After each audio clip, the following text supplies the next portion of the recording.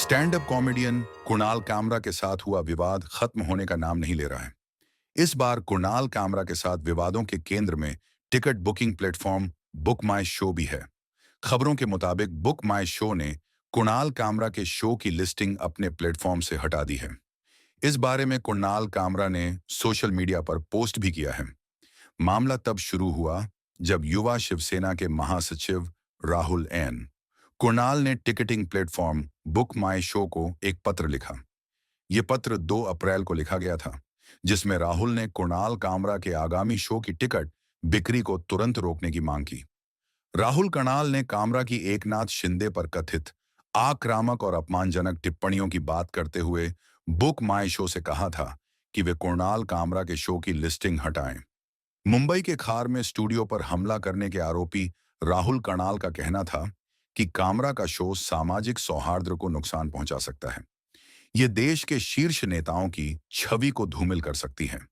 गौर करने वाली बात यह है कि खार स्थित स्टूडियो पर तोड़फोड़ मचाने के आरोपी राहुल कुणाल ने इस पत्र को एक चिंतित नागरिक की हैसियत से लिखा था। उन्होंने बुक माई शो को याद दिलाया कि यह प्लेटफॉर्म पहले भी कामरा के शो के लिए टिकट बेच चुका है। उनके अनुसार कुणाल कामरा अपने प्रदर्शनों और कंटेंट के जरिए प्रधानमंत्री, उप मुख्यमंत्रियों और अन्य प्रमुख नेताओं की छवि को नुकसान पहुंचा रहे हैं। राहुल ने इसे बेहद निंदनीय करार दिया और इस बात पर जोर दिया कि ऐसे कंटेंट को बढ़ावा देना समाज के लिए हानिकारक हो सकता है।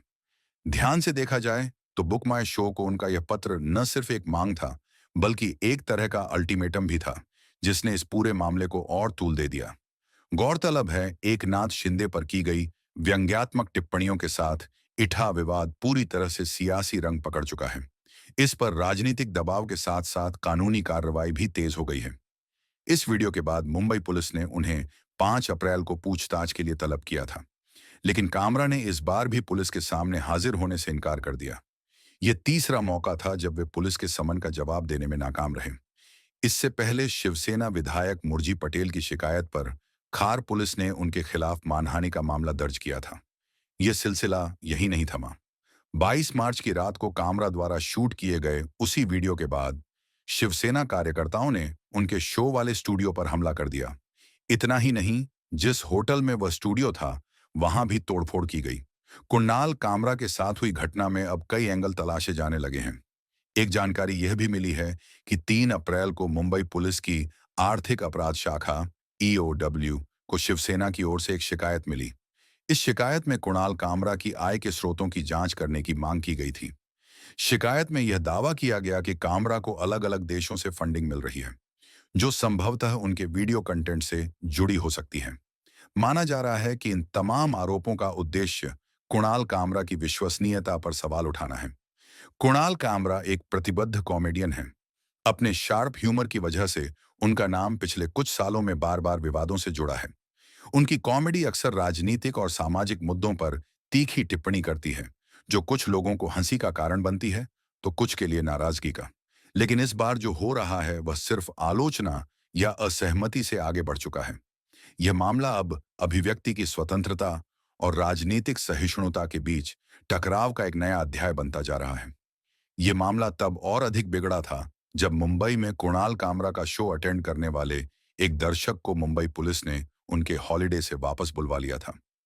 कामरा के समर्थकों का मानना है कि एक कॉमेडियन के तौर पर उनका काम समाज के सामने सच का आईना रखना है।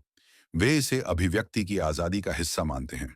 दूसरी ओर उनके आलोचक कहते हैं कि उनकी टिप्पणियां न सिर्फ अपमानजनक हैं, बल्कि समाज में तनाव पैदा करने वाली भी हैं। इस बहस के बीच बुक माई शो और मुंबई पुलिस जैसी संस्थाएं भी दबाव में आ गई हैं। यहां यही समझा जा सकता है कि टिकटिंग प्लेटफॉर्म को अपने कारोबारी हितों और नैतिक जिम्मेदारी के बीच संतुलन बनाना पड़ रहा है। वहीं पुलिस को कानून व्यवस्था और अभिव्यक्ति की स्वतंत्रता के बीच रास्ता तलाशना पड़ रहा है। यह पूरा प्रकरण अब सिर्फ कुणाल कामरा तक सीमित नहीं है। यह एक बड़े सवाल को जन्म दे रहा है। क्या भारत जैसे लोकतांत्रिक देश में हास्य और व्यंग्य की कोई सीमा होनी चाहिए? और अगर हां, तो वह सीमा कौन तय करेगा? इस विवाद का नतीजा जो भी हो, यह निश्चित है कि यह आने वाले दिनों में अभिव्यक्ति की स्वतंत्रता को लेकर एक नई बहस को जन्म देगा।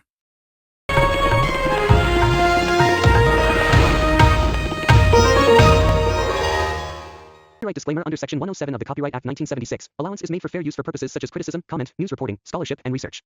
Fair use is a use permitted by copyright statute that might otherwise be infringing.